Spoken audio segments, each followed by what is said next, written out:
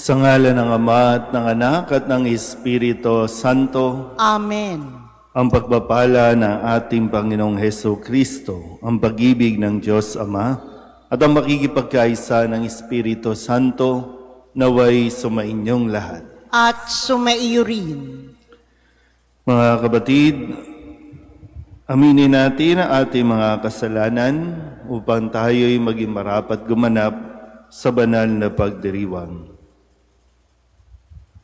Inaamin ko sa makapangyarihang Diyos at sa inyo mga kapatid, na lubha akong nagkasala sa isip, sa salita at sa gawa, at sa aking pagkukulang.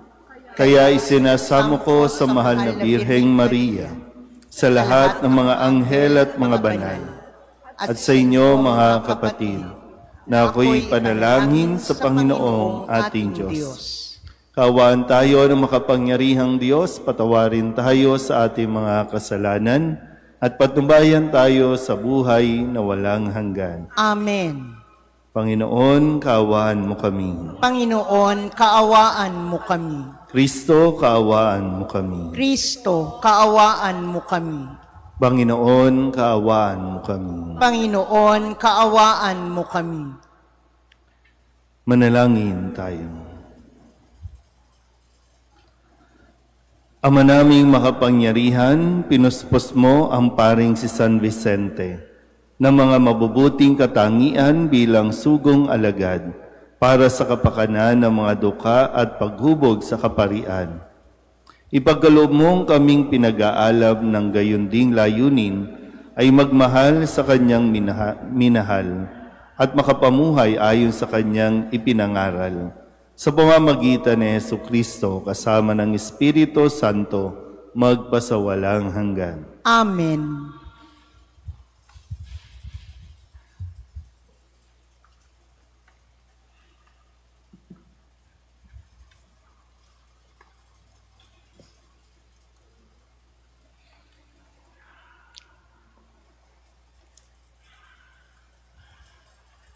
Muli akong tumingin at may nakita akong isang lalaking may dalang panukat.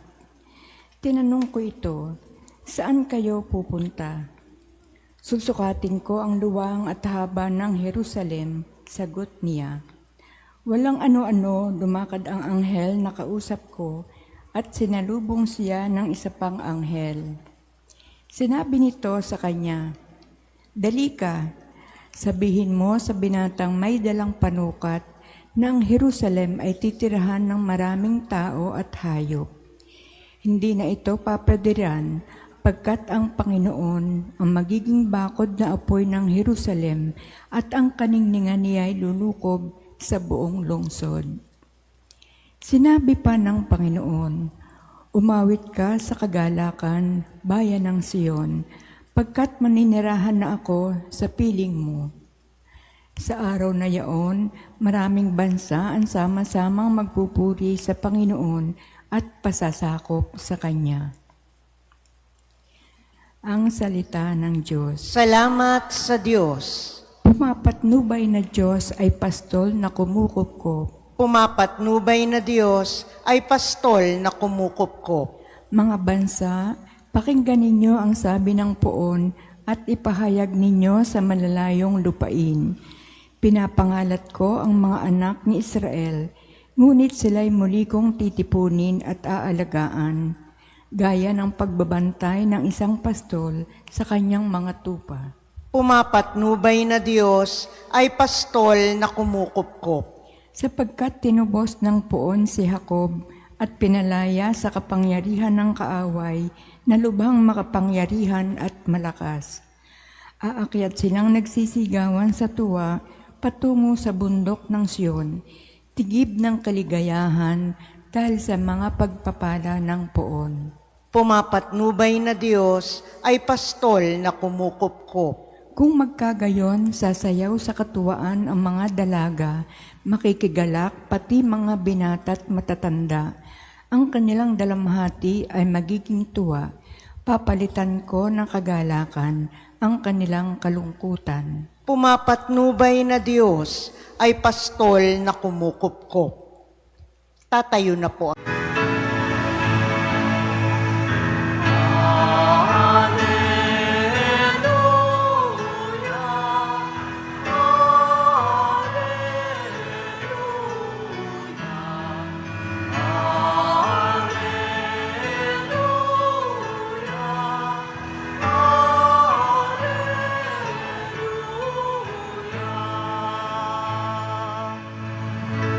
Sa daigdig ay laganap,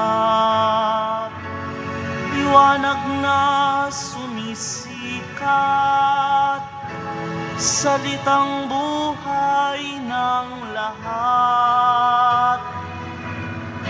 Alleluia, Alleluia.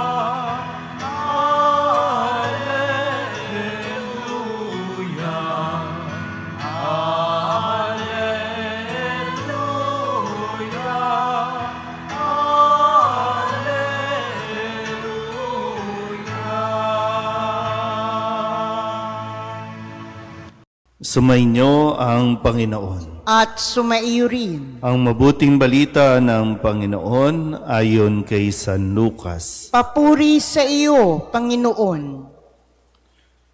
Noong panahong iyon, samantalang nanggigilalas ang mga tao sa lahat ng ginawa ni Jesus, sinabi niya sa kanyang mga alagad, "Tandaan ninyo itong sasabihin ko. Ipagkakanulo ang anak ng tao. Ngunit hindi nila ito naunawaan pagkat inilingid ito sa kanila. Nangangamba naman silang magtanong sa kanya kung ano ang ibig sabihin niyon." Ang mabuting balita ng Panginoon. Pinupuri ka namin, Panginoong Hesukristo. Isang magandang umaga po sa inyong lahat. Ngayon po ay Sabado ng ika-25 linggo sa karaniwang panahon at atin pong ginugunita ang kapisahan ni San Vicente de Paul. At nawa sa tulong niya ay atin din pong maunawaan at maisabuhay ang mga mensahe ng ating pong Panginoong Jesucristo na ipinapahayag sa atin pong mga ebanghelyo at mga pagbasa sa bawat araw na pagdalo natin sa misa. Atin po muling balikan ang ilan sa mga ibinigay sa atin ni Jesus na mga salita na dapat tumimo sa ating mga puso't isipan. Nung Lunes, ipinahayag sa atin at sinabi ni Kristo, "Kaya pagbutihin ninyo ang inyong pakikinig, sapagkat ang mayroon ay bibigyan pa, ngunit ang wala ay aalisan pati ng inaakala niyang nasa Kanya." Lagi pong pinagigiitan at pinagdidiinan yung kahalagahan po na matuto tayong makinig sa salita ng Diyos. Yung susi, para sa isang mas matiwasay na pamumuhay ay nasa pakikinig natin. Nung Martes naman, ang sinabi ni Kristo, ito magiging basihan ng pagiging isang pamilya. Ang mga nakikinig ng salita ng Diyos at tumutupad nito ang siya kong ina at mga kapatid. Yung ituturing na pamilya doon sa langit ay ang pagbabasihan kung sino ang nakinig at tumupad ng kanyang mga salita. Nung Miyerkules naman, ang sinabi sa atin, matapos na ang mga alagad ay bigyan ng kapangyarihan at kakayahan, at sinabi ni Kristo, kaya tumayo ang mga alagad at naglakbay sa mga nayon na ipinangangaral ang mabuting balita at nagpapagaling ng mga may sakit sa lahat ng dako. So ang lumalabas sa ating bibig kung ano ang ipinapasok sa ating mga tenga. Paano natin may papahayag ang mabuting balita kung hindi nga tayo nakikinig ng mga salita ng ating Panginoong Hesukristo? Nung Huwebes, ang sabi naman sa karanasan ni Herodes, isang magandang bagay din na makita natin, sabi dito, at pinagsikapan niyang makita si Jesus. So yung may naririnig si Herodes tungkol kay Jesus na kagaya ito ng mga ginawa ng mga naunang mga propeta, kagaya ito o naihahalin tulad niya kay Juan Bautista na kanyang pinapugutan ng ulo.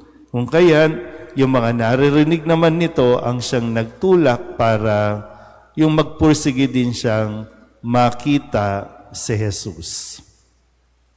Nung Biyernes, pinaalala naman sa atin na ang anak ng tao'y dapat magbata ng maraming hirap. Kaya kung kilala natin si Kristo, bahagi nito ang kanyang pagdaraan ng paghihirap. Baka kasi yung kaisipan natin na kapag sumunod ka kay Kristo, dapat maginhawa lang ang buhay. Dapat walang sakit, dapat walang problema, dapat hindi nawawalan ng pera. Pero malinaw, ang anak ng tao'y dapat magbata ng maraming hirap, kung kaya sa atin din, may mga karanasan, mahirap man, pero dapat nating pagdaanan. At ngayon, ang isa pa rin sa nakakalungkot na pangyayari na sinabi ni Kristo, ipagkakanulo ang anak ng tao. At bago po itong bahaging ito, sabi din sa ating ebanghelyo sa araw na ito, nang gilalas ang mga tao sa lahat ng ginawa ni Jesus. Pag sinabi ng gilalas, humanga, napabilib, talagang yung may wow na, ang galing ni Kristo, may pagpupuri, lahat nandoon na marahil, natutuwa sila kay Jesus. Pero sinabi rin niya na ipagkakanulo ang anak ng tao. Yung katotohanan ng buhay natin, minsan may mga tao tayong nakakasama, may mga taong lumalapit sa atin, pupurihin ka, papalakpakan ka, pero sila din mismo ang sisira sa iyo. Sila din mismo ang magkakanulo sa iyo.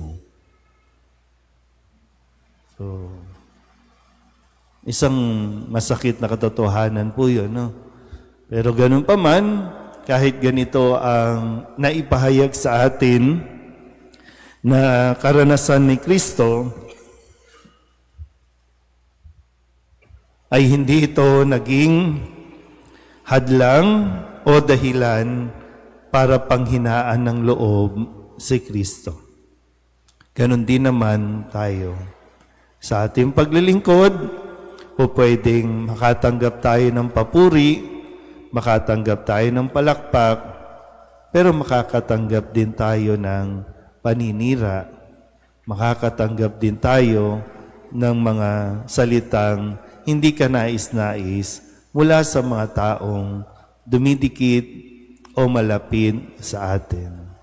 Kung mangyari yan, mas nahisin natin at hangarin natin makapagpasalamat sa Diyos sa karanasang ipinagkaloob sa atin.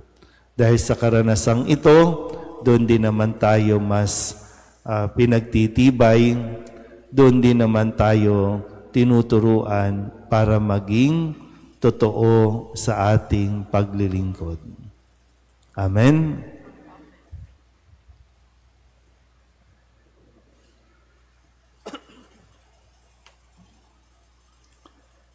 Ipinahayag ni Kristo ang ating Panginoon ang ating kaligtasan sa kanyang kamatayan at muling pagkabuhay. Sa pamamagitan niya, ang lingkod na nagdurusa, dali natin ang ating mga panalangin sa Ama ng lahat ng awa. Ang ating pong itutugon, Panginoon, dinggin mo ang aming panalangin. Panginoon, dinggin mo ang aming panalangin.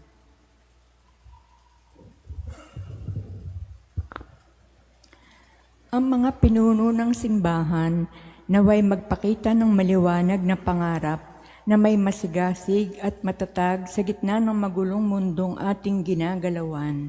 Manalangin tayo sa Panginoon. Panginoon, dinggin mo ang aming panalangin. Ang kapayapaan at pagkakasunduan naway mamayani sa samahan ng mga bansa at lahat ng tao sa daigdig. Manalangin tayo sa Panginoon. Panginoon, dinggin mo ang aming panalangin. At tinawang mapagtanto na ang tunay na kadakilaan ay hindi sa pamamagitan ng kapangyarihan at katayuan sa lipunan, kundi matatagpuan ito sa paglilingkod natin sa ating kapwa.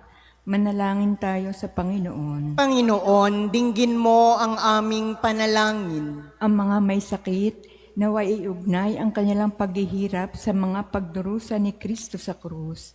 Manalangin tayo sa Panginoon. Panginoon, dinggin mo ang aming panalangin. Ang mga yumao, naway mapalaya sa kanilang pagkakasala at magtamo ng walang hanggang kapayapaan. Manalangin tayo sa Panginoon. Panginoon, dinggin mo ang aming panalangin. Idulog din natin sa Panginoon ang ating mga personal na kahilingan at mga panalangin para sa ating mga pamilya, kasama din ang mga kahilingan ng mga nanonood sa online.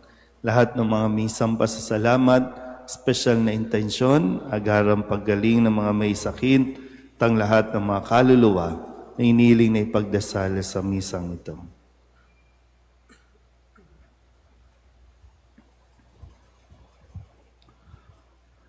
Ang lahat ng ito iniling namin sa ngalan ni Kristo, ang aming Panginoon. Amen. Handog namin sa iyo, Ama, ang tinapay at alak na ito. Handog ng bayang umaasa, sumasamba't nagmamahal sa'yo.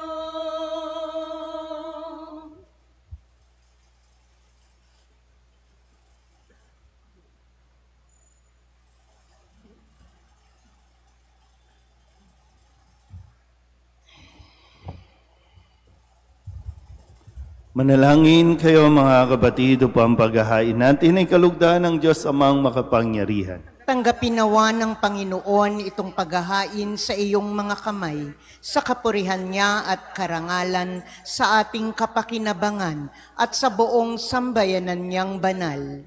Ama naming lumikha, ipinagkaloob mong sa banal na paghahain ginawa ni San Vicente ay matularan niya ang kanyang ginagampanan. Ipagkaloob mong pakundangan sa pagdiriwang na ito, kami makabagtas para humantong sa pagiging haing kalugod-lugod sa iyo. Sa pamamagitan ni Jesucristo kasama ng Espiritu Santo, magpasawalang hanggan. Amen. Sumainyo ang Panginoon. At sumaiyo rin. Itaas sa Diyos ang inyong puso at diwa. Itinaas na namin sa Panginoon. Pasalamatan natin ang Panginoong ating Diyos. Marapat na siya ay pasalamatan. Ama naming makapangyarihan, tunay ngang marapat na ikaw ay aming pasalamatan sa pamamagitan ni Jesucristo na aming Panginoon. Ngayong si San Vicente ay pinararangalan sa pamumuhay niyang totoong uliran at pagiging maaasahan sa panunungkulan. Kaya't si Jesucristo na maaasahan sa katapatan ay inihahayag sa pangangasiwa sa sambayanan. Ang malasakit ng mga ulirang tagapangasiwa noon ay nagpapatuloy magpahanggang ngayon sa mga panalangin kanilang iniuukol kaysa ng sambayanan mong dito'y nagtitipon. Kaya kaysa ng mga anghel na nagsisiawit ng papuri sa iyo nang walang humpay sa kalangitan, kami nagbubunyi sa iyong kadakilaan.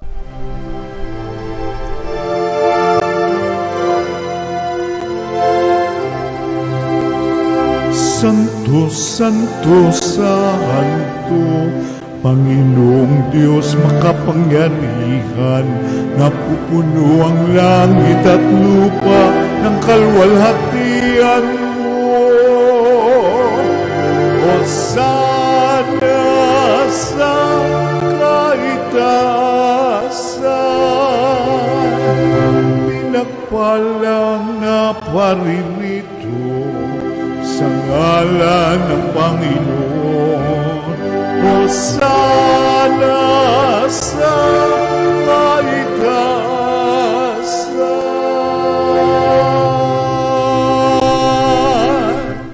Ama naming banal, ikaw ang bukal ng tanang kabanalan. Kaya't sa pamamagitan ng iyong Espiritu, gawin mong banal ang kaloob na ito upang para sa aming maging katawan at dugo ng aming Panginoong Heso Kristo. Bago niya pinagtisang kusang loob na maging handog, hinawakan niya ang tinapay, pinasalamatan kaniya, pinaghati-hati niya iyon, iniabot sa kanyang mga alagad at sinabi, "Tanggapin ninyong lahat ito at kanin, ito ang aking katawan na ihahandog para sa inyo."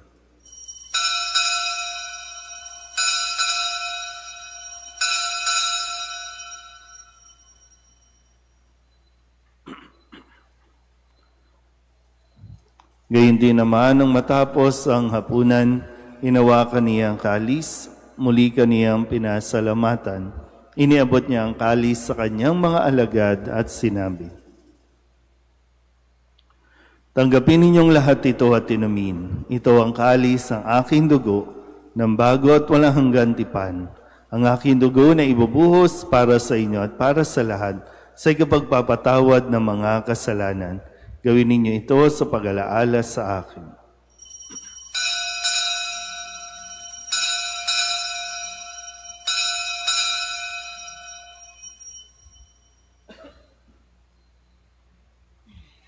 Ipagbunyi natin ang misteryo ng pananampalataya. Si Kristo'y namatay, si Kristo'y nabuhay, si Kristo'y babalik sa wakas ng panahon.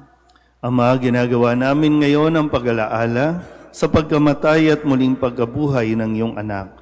Kaya tiniaalay namin sa iyo ang tinapay na nagbibigay buhay at ang kalis na nagkakaloob ng kaligtasan.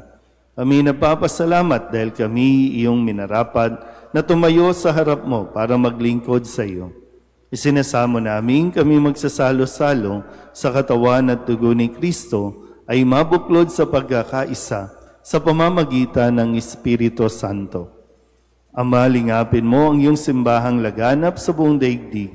Puspusin mo kami sa pag-ibig kay San Leon na aming Papa at ni Jose na aming Obispo at ng Tanang Kaparian. Alalahanin mo rin ang mga kapatid naming nahimlay na may pag-asang sila'y muling mabubuhay, gayon din ang lahat ng mga pumanaw. Kawaan mo sila at patuloyin sa iyong kaliwanagan. Kawaan mo at pagindapating kaming lahat na makasalo sa iyong buhay na walang wakas. Kaysa ng mahal na Birheng Maria na ina ng Diyos, ng kabiyak ng puso niyang si San Jose, kaysa ng mga apostol ni San Vicente at lahat ng mga banal na namuhay dito sa daigdig na kalugod-lugod sa iyo, may pagdiwang nawa namin ang pagpupuri sa ikararangal mo sa pamamagitan ng iyong anak na aming Panginoong Heso Kristo. Sa pamamagitan ni Kristo, kasama niya at sa Kanya, ang lahat ng parangal at papuri ay sa iyo, Diyos Amang makapangyarihan, kasama ng Espiritu Santo, magpasawalang hanggan. Amen. Amen.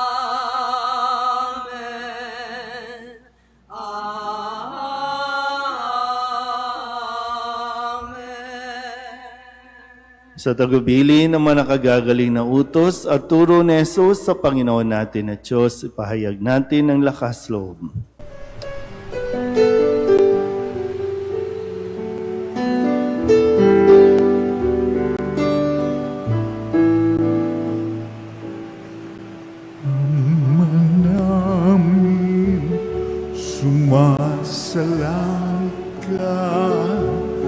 sambahin ang ngalan mo, mapasamin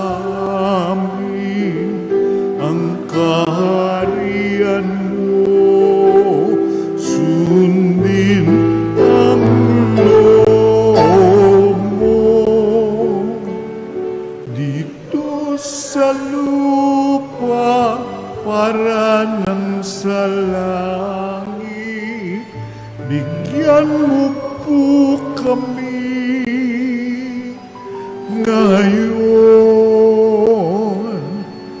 ng aming kakanin sa araw-araw, at patawarin mo kami sa aming mga sala, para ng pagpapatawan namin sa nagkakasala sa amin, at huwag mo kaming ipagdulot sa tukso, at yadya mo kami sa lahat ng masama. Hinihiling namin kaming iadya sa lahat ng masama, pagkalooban ng kapayapaan araw-araw, iligtas sa kasalanan at ilayo sa lahat ng kapahamakan, samantalang aming pinananabikan ang dakilang araw ng pagpapahayag ng tagapagligtas naming si Hesus Kristo. Sapagkat iyo ang kaharian at ang kapangyarihan at ang kapurihan, magpakailanman. Amen. Panginoong Hesus Kristo, sinabi mo sa iyong mga apostol, kapayapaan ang iniiwan ko sa inyo, ang aking kapayapaan ang binibigay ko sa inyo. Tunghayan mo ang aming pananampalataya at huwag ang aming mga pagkakasala. Pagkalooban mo kami ng kapayapaan at pagkakaisa ayon sa iyong kalooban, kasama ng Espiritu Santo, magpasawalang hanggan. Amen. Ang kapayapaan ng Panginoon ay laging sumainyo. At sumaiyo rin. Magbigayan po tayo ng kapayapaan sa isa't isa.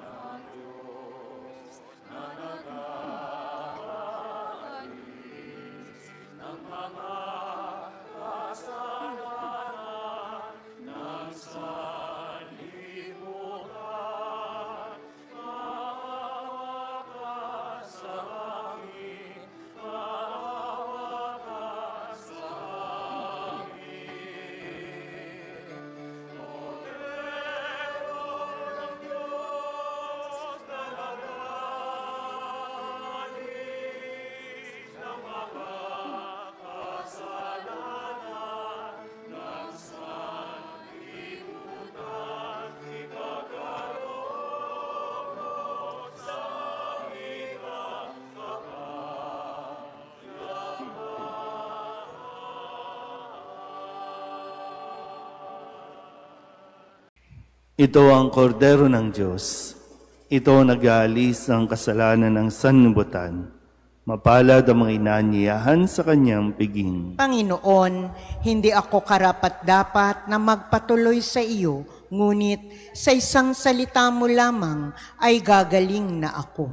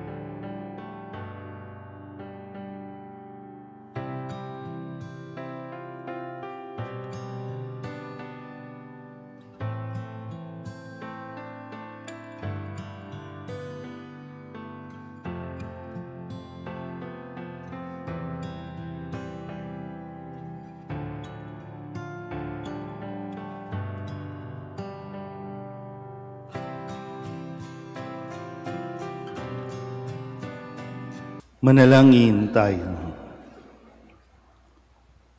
Ama naming mapagmahal, kaming nagsalo sa banal na pakikinabang ay dumadalangin sa pagparis namin sa iyong anak na nangaral ng mabuting balita sa mga dukha. Kami naway mabighani sa mga halimbawa ni San Vicente at matulungan ang kanyang pagtatangkilik sa pamamagitan ni Jesucristo kasama ng Espiritu Santo magpasawalang hanggan. Amen. Sumainyo ang Panginoon. At sumaiyo rin. At pagpalain kayo ng makapangyarihang Diyos, Ama at Anak, at Espiritu Santo. Amen. Tapos ang banal na misa, humayo tayo sa kapayapaan ni Kristo. Salamat sa Diyos. Magandang umaga po. Nuestro Padre Jesus Nazareno, sinasamba ka namin, pinipintungo ka namin, aral mo ang aming buhay at kaligtasan. Nuestro Padre Jesus Nazareno, iligtas mo kami sa kasalanan. Ang krus mong kinamatayan ay sagisag ng aming kaligtasan. Nuestro Padre Jesus Nazareno, dinarangal ka na amin. Nuestro Padre Jesus Nazareno, nilulwalhati ka namin. Nuestro Padre Jesus Nazareno, dinarangal ka na amin. Nuestro Padre Jesus Nazareno, nilulwalhati ka namin.